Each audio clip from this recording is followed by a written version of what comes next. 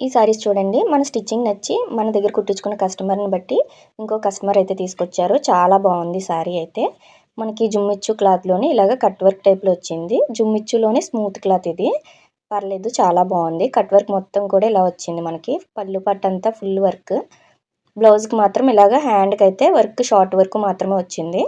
Back side కూడా ఇలా cut work ఇచ్చాడు. నడానికి వర్క్ ఇచ్చాడు. అయితే బ్యాక్ సైడ్ బోట్ నెక్ పెట్టమన్నారు. మనకి బాడీ మెజర్మెంట్స్ అయితే ఇచ్చారు చూసారు కదా. ఫ్రంట్ రౌండ్ నెక్ పెట్టి ప్రిన్సెస్ కటింగ్ బ్యాక్ ఓపెన్ పెట్టమన్నారు.